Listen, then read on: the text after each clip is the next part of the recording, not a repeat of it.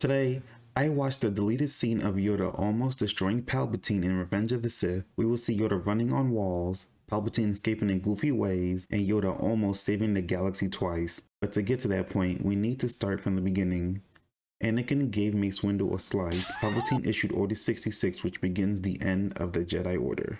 Also, Anakin and Obi-Wan begin their duel on Mustafar. Okay, everyone caught up now? Good. So we begin with Palpatine talking to Anakin Skywalker, who is now Darth Vader, and then Yoda, who was able to sneak in, just walks up to him, and he is very close to his desk, like about 5 feet or so, and his red guards are blocking the way. But what is stopping him from just lifting them in the air and killing them in the movies? Because in Revenge of the Sith, he walks in and they try to stop him, but he just flings them against the wall like they're nothing. It's just something I noticed. Let's continue. So Palpatine gets up and charges his Force Lightning, the same one that flings him across the room. But Yoda, the quick thinker that he is, uses the Force to pull both of Palpatine's guards towards him and uses them as a shield.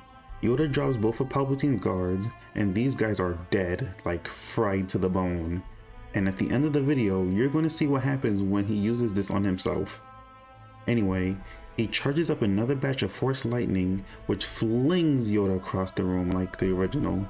Palpatine towers over him, getting ready to finish him, when Yoda leaps into the air and grabs on the edge of the wall. And then he starts wall running while Palpatine is shooting lightning at him and swings on a pole and almost gets killed. Like, Yoda is extremely close to him, but Palpatine is able to bring out his own lightsaber to probably block his attack. If you guys remember, Palpatine actually loses his lightsaber during his battle with Mace Windu. So maybe this is his second lightsaber we saw he had during the Clone Wars when he went to Mandalore and fought Darth Maul. Then it cuts away to Anakin and Padme, which is most likely when we see them meet on Mustafar before Obi-Wan and Anakin have their duel. After that, we cut back to Yoda and Palpatine's duel, and Yoda actually pushes Palpatine back a bit, and we see Yoda's shadow behind him, which shows that Yoda was not one to underestimate in the Force and in his lightsaber skills. After that, they begin to fight on the Chancellor's podium, as in the movie, but we actually see Palpatine fall back and hit a button, which seems to activate it rather than it activating automatically like in the film. It's just a small detail I thought was really cool. The podium starts to rise in the Senate chamber, which activates these small yellow droids that record their fight on these massive screens. Also, we do actually see these droids in the movie when Jar Jar gives Palpatine emergency powers. Palpatine throws one of these 2 yellow droids with the Force at Yoda, but Yoda actually force pushes him so hard that he has to hold on to one of the droids to escape one of the Senate chairs. And well, this is one of the goofiest things I've ever seen in Star Wars, and there is a lot of goofy things in Star Wars. Yoda chases after Palpatine by jumping on the droids, then Palpatine uses the Force to throw a bunch of chairs at Yoda, and he is avoiding all of them. And Yoda sends one of the pods back at Palpatine like in the movie. They have a small duel, then Palpatine uses Force Lightning with one hand, kind of like how Count Dooku did to Anakin back in Attack of the Clones. Yoda is able to keep up with Palpatine at first, but he loses his lightsaber in the process.